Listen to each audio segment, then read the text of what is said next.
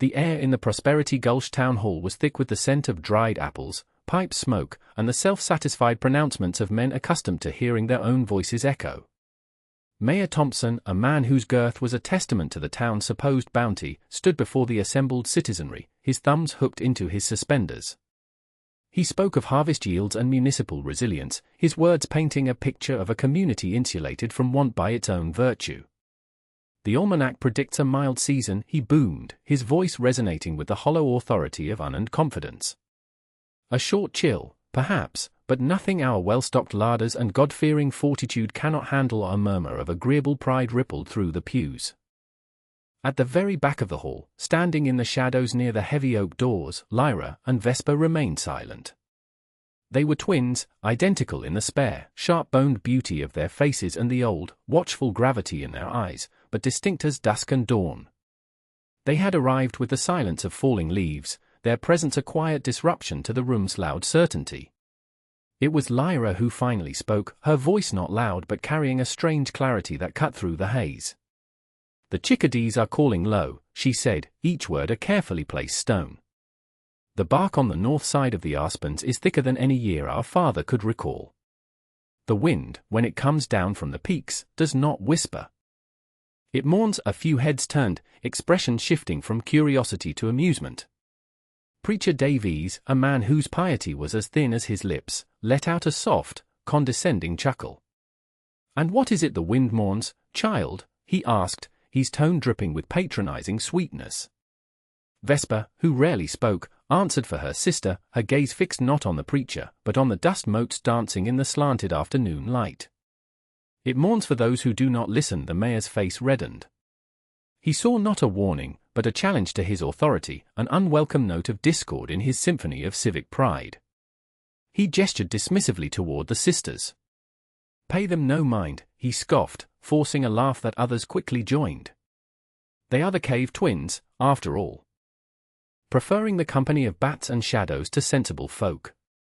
Let them hoard their sticks and listen to their wind ghosts.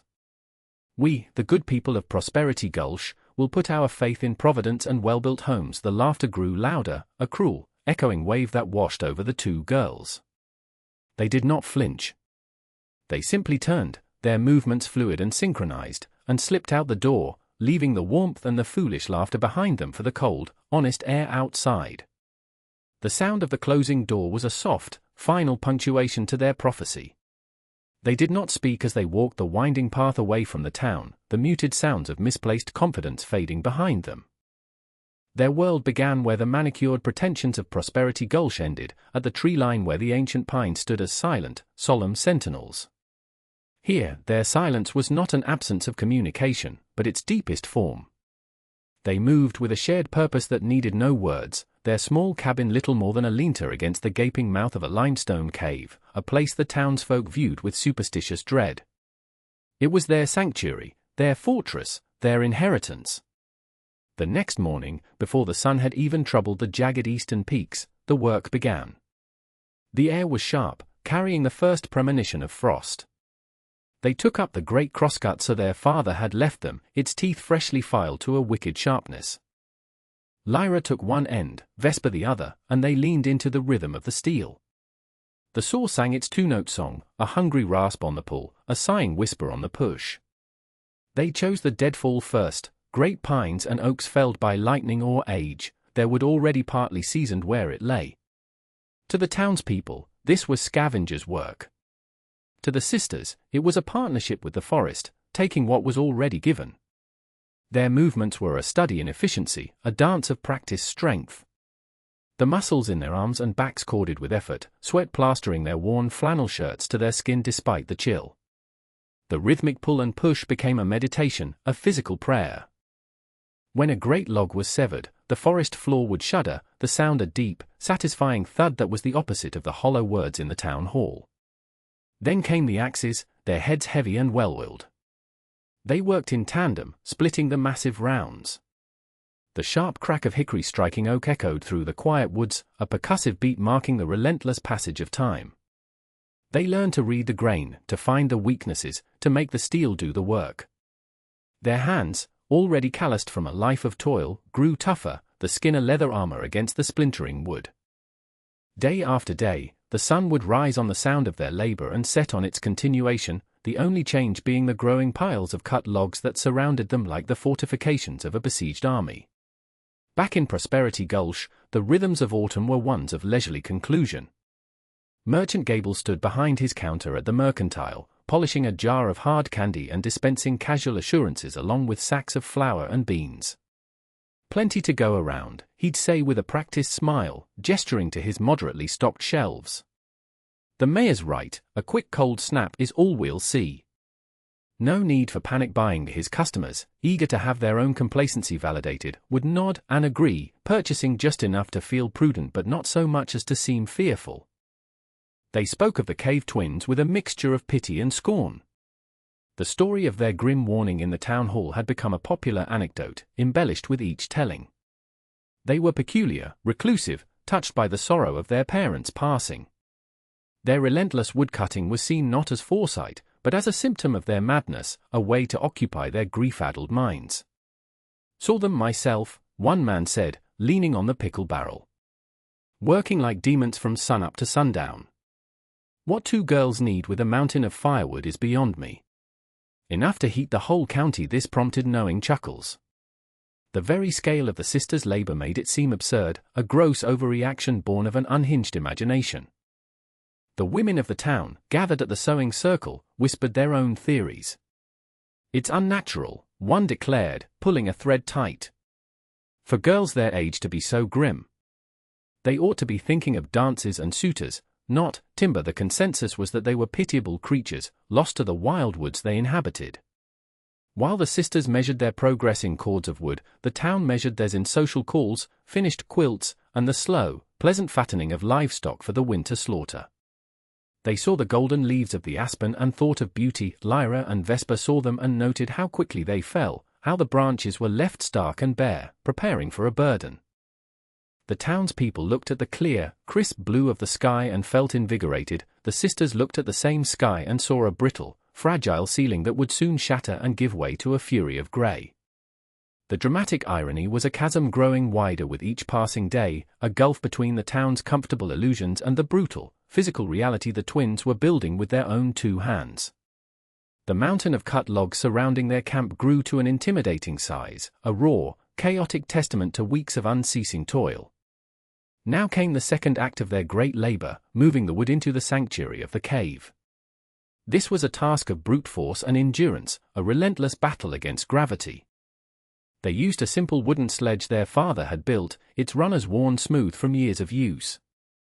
They would load it high with split logs, the weight of it enough to make the stoutest man groan, and then, together, they would haul it the 100 yards from the cutting ground to the cave mouth. Vesper would take the front ropes, her shoulders squared, her boots digging into the pine needle-strewn earth for purchase. Lyra would be at the back, pushing, her entire body a lever against the immense weight. Their breaths came in ragged, synchronized plumes of white in the increasingly cold air. Each journey was a small victory, marked by the scrape of the runners over rock and the straining of their muscles. The cave was a vast, cathedral-like space, its ceiling arching high into the darkness, its air perpetually cool and dry. It was a perfect storehouse, a natural fortress against moisture and rot. Inside, the real architecture of their survival began to take shape. They did not simply dump the wood, they stacked it with the precision of master masons. They laid a foundation of the largest, most stable logs, and then built upon it, cord by cord, wall by wall. They created aisles between the stacks for air to circulate, ensuring the wood would continue to season perfectly. The scent of pine, oak, and hickory filled the cavern, a rich, earthy perfume of warmth and life. As the days shortened, the walls of wood grew higher and deeper, transforming the cavern from an empty space into a library of heat, each log a bound volume of stored sunlight. Looking at their work, a stranger might have seen only a colossal woodpile. But the sisters saw a calendar. They saw the weeks of December stacked in dense, slow-burning oak. They saw the blizzards of January and the quick, hot-burning pine. They saw the deep, bitter freeze of February and the long-lasting hickory. It was a physical manifestation of their foresight, a bulwark against the coming darkness, built not with stone or mortar, but with sweat, conviction, and the unbreakable bond between them. Their hands were a roadmap of the work, cross-hatched with scars and calluses, but they were the hands of providers, of survivors. The first true frost descended not as a gentle blanket but as a sharp, crystalline blade. It silvered every surface, freezing the very breath in the air and shocking the town of Prosperity Gulch into a sudden, shivering awareness. It was early, far earlier than the almanac had suggested, and its bite was venomous. Chimneys that had stood cold and dark began to exhale plumes of smoke as the townsfolk lit their first fires of the season, digging into the woodpiles they had deemed sufficient. They grumbled about the unexpected chill but remained secure in their collective wisdom. This was an anomaly, a fluke, not a harbinger. The cold snap gave Preacher Davies the perfect theme for his Sunday sermon. He stood at his pulpit, his gaunt frame wrapped in a heavy wool coat, and spoke of the foolish man who built his house upon the sand.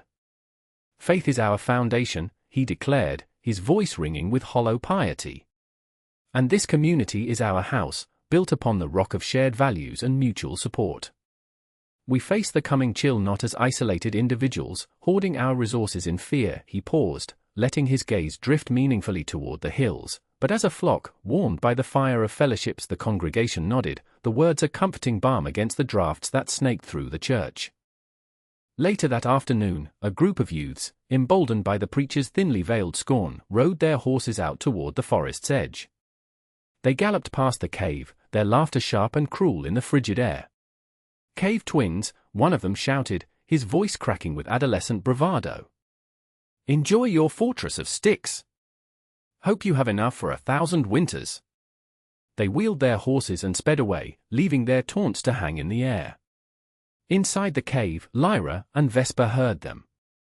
They were near the entrance, organizing the last of the kindling into neat, accessible bundles. They did not react, did not even pause in their work.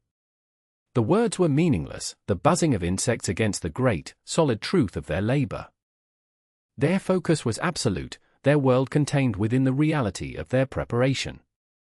As Vesper placed the last bundle of fatwood onto a shelf carved into the stone, a single, perfect snowflake drifted down and landed on the back of her hand. It did not melt. It was followed by another, and then another. A silent, white curtain began to fall, softly at first, then with a gathering, inexorable purpose. The snow was a quiet invasion. It began as a gentle spectacle, a picturesque dusting that briefly charmed the people of Prosperity Gulch. But it did not stop. For a day and a night, and then another, it fell with a relentless, hypnotic persistence. The world beyond their windows dissolved into a swirling vortex of white. The wind rose with it, a low moan at first, then a high, shrieking banshee that clawed at their windows and forced icy drafts through the smallest cracks in their well-built homes. The temperature, which had been merely cold, plummeted into a realm of profound, life-threatening freeze. The very air seemed to crystallize, sharp and painful to breathe. The pace of life, once dictated by the sun and the town clock, was now dictated by the hearth. Woodpiles that had looked reassuringly large in the autumn sun now seemed to shrink with terrifying speed. Each log tossed into the stove was a countdown, a measure of dwindling time. The narrative of the town began to fracture. In the cave, Lyra and Vesper experienced the storm as a validation, not a terror. They had sealed the main entrance with a heavy curtain of stitched-together hides, leaving only a smaller, manageable opening. Inside, a small, brilliantly efficient fire in their stone-ringed pit cast a warm, dancing glow upon the high walls of stacked wood. The fury of the wind outside was a distant, muffled roar, the sound of a caged beast. They were safe, warm, and surrounded by the literal fruits of their labor. Their days were calm and ordered. They cooked their simple meals, mended their clothes, and kept the fire fed with a calm economy of motion, using only what was necessary. Meanwhile, in town, a quiet panic began to set in. The cheerful greetings on the snow-clogged main street were replaced by terse nods, faces hidden behind scarves, eyes betraying a new anxiety. People began to assess their neighbors' woodpiles with a furtive, calculating gaze. The mayor's confident pronouncements were now a bitter memory. The mild winter had become a siege. The snow kept falling, burying fences, swallowing sheds, piling in monstrous drifts against the north walls of houses, its soft, silent weight, a crushing, suffocating pressure. The world had been remade into a hostile expanse of white and grey, and the fortress of the community was proving to be nothing more than a house built on sand. Weeks bled into one another, each day indistinguishable from the last, a monotonous cycle of biting cold and swirling snow. The blizzard was no longer an event, it was the state of existence. In Prosperity Gulch, the veneer of civilization was cracking under the immense pressure of the cold. The initial anxiety had curdled into raw, gnawing desperation. Families huddled in a single room of their houses, closing off the rest to conserve heat, their breath fogging in the frigid air. The last of the firewood was gone. They began to burn what they could, fence posts dug out from the snow, old crates, broken chairs. The sound of an axe splitting a cherished heirloom became a common, heartbreaking rhythm in the frozen town. Sickness, the inevitable companion of cold and hunger, began to creep from house to house. A deep, rattling cough became the town's shared anthem. Dr. Miller's small supply of medicine was quickly exhausted. He could offer only blankets and grim sympathy. Mayor Thompson sat in his grand house, the largest in town, wrapped in every blanket he owned. His own woodpile, once a source of civic pride, was a pathetic mound of snow-dusted chips. He stared through a small patch of ice he had scraped clear on the windowpane, his arrogance long since frozen into a solid lump of fear in his gut. He saw a world bleached of color and hope. The authority he had so enjoyed now felt like a lead weight, the well-being of the freezing townspeople his personal failure. Preacher Davies tried to hold services, but the church was an icebox, his words of faith turning to vapor before they could reach the ears of the few shivering souls who dared to attend. His sermons on fellowship rang with a terrible, hollow irony in a town where every household was an isolated island of cold. Merchant Gable's store was a tomb. The shelves were bare, the barrels empty.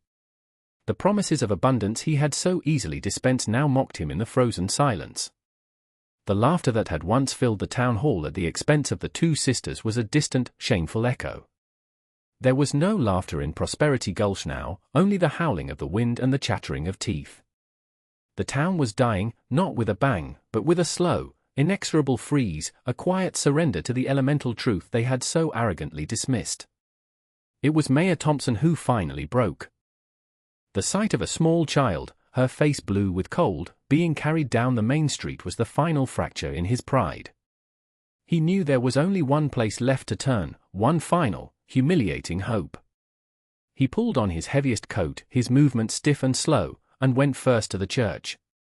He found Preacher Davies huddled by a small, pathetic fire made from broken hymn books. "We have to go to them," the mayor said, his voice a hoarse croak. The preacher looked up, his face a mask of gaunt misery. There was no argument, no protest. The time for pride was long past. They gathered two other men from the town council, Merchant Gable among them, his face ashen with shame. The four of them set out, a small, desperate delegation on a pilgrimage of penance. The journey was a nightmare. The snow was waist-deep in places, the drifts taller than a man. The wind was a physical force, a wall of ice and razor-sharp particles that stole their breath and burned their exposed skin.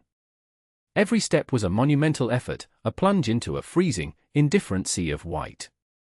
The familiar landscape was gone, transformed into a hostile, alien terrain of monstrous shapes and treacherous hollows.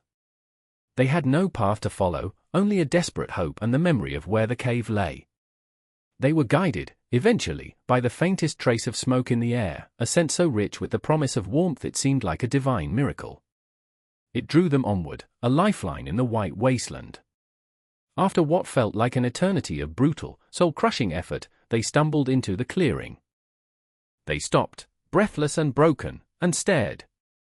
The mouth of the cave was a dark, yawning portal in the white world, and from it emanated a faint, steady warmth. But it was the sight within that shattered them. Stacked with an impossible, geometric precision, reaching deep into the cavern's throat, was a city of firewood. It was a monument to foresight, a fortress of warmth that dwarfed every woodpile their town had ever collectively held. It was an incontrovertible, physical rebuke of their own catastrophic foolishness. They stood there, for pillars of the community, humbled into silence, frost clinging to their beards, their authority stripped away by the awesome, undeniable truth before them. Vesper appeared at the mouth of the cave like a spirit of the winter forest. She moved with a quiet grace, her expression unreadable, her eyes holding neither malice nor triumph, only a deep, abiding calm that seemed as ancient as the stone around her. She looked at the four men, their faces chapped and raw, their fine coats dusted with the snow of their desperate pilgrimage, and she waited. The mayor, a man used to commanding any room he entered, struggled for words. The cold had seized his voice, but it was shame that held it captive. He finally managed to speak, his words broken and ragged, each one a painful admission of his failure. We were wrong," he stammered, his gaze falling to the snow-covered ground. "We were arrogant fools. We didn't listen." He looked up, his eyes pleading. "Our people, the children, they are freezing. Our wood is gone. Everything is gone.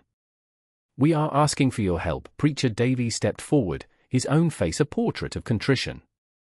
"We mocked you," he said, his voice thin and reedy against the vast silence. "We scorned your wisdom and called it madness. God forgive us for our pride." There was a long, heavy silence, broken only by the mournful cry of the wind through the pines. The men stood, vulnerable and exposed, their fate hanging on the mercy of the two young women they had so publicly ridiculed. Then, Lyra emerged from the shadows behind her sister. She held a steaming mug in her hands, her movements as deliberate and serene as Vesper's. She looked at the delegation, her gaze passing over each man, acknowledging their presence, their desperation, their broken pride. Her eyes were not cold, but they held the clarity of a winter sky, a clarity that saw things for exactly what they were. She did not need their apologies, for their suffering was apology enough. She did not need their praise, for the mountain of wood behind her was all the vindication she required. She looked past them, toward the valley where the town lay buried and silent under the snow. "The children should not pay for the foolishness of their elders," Lyra said, her voice soft but firm, an edict, not a negotiation. "Show us your sleds. The work of hauling will be hard. We will show you how to do it without wasting your strength." It was an act of profound grace, offered without fanfare or condition, a simple, powerful response to a community on its knees. The work that followed was a grueling, silent education. The men from the town, accustomed to directing others, now took their instruction from the two young women. Lyra and Vesper showed them how to properly load the sleds for balance, how to choose the right mixture of hardwoods for long burns and softwoods for quick heat. They taught them how to navigate the treacherous drifts, following the contours of the land rather than fighting them, conserving energy for the long haul back. The first few trips were torturous. The men, weakened by cold and poor nutrition, struggled with the heavy loads. But with each journey, a new rhythm was established. It was a rhythm of shared, desperate labor. The trail they packed down between the cave and the town became a lifeline, a tangible link between the town's folly and its salvation. Back in Prosperity Gulch, the arrival of the first sled of wood was met with a stunned, tearful reverence. The sight of the precious fuel, and the knowledge of where it came from, sent a ripple of profound shame and gratitude through the community. The fires were rekindled, first in the homes with sick children, then in the church, which became a communal warming shelter. The sound of the axe, once a harbinger of doom as furniture was split, now became a sound of hope as the sisters' wood was portioned out. The social order of the town had been irrevocably upended. Authority no longer resided in the mayor's office or the preacher's pulpit, but in the quiet wisdom of two women who had listened to the wind. The winter did not release its grip quickly. It held on with a bitter, stubborn tenacity for many more weeks, but the town now had the means to endure. The daily pilgrimages to the cave continued, forging a new, unspoken bond between the town and its former outcasts. When the great thaw finally came, it felt like the world was being reborn. The snow melted away in dirty rivers, revealing a landscape scoured and changed. The town of Prosperity Gulch had survived, but it was not the same. It was quieter, more humble, its people bound by the memory of their shared ordeal and the grace that had saved them. In the spring sun, Lyra and Vesper stood at the mouth of their cave, looking down at the valley. They were no longer the cave twins, they were the keepers of the flame, their place in the world secured not by social standing, but by the undeniable, life-giving truth of a well-stacked cord of wood.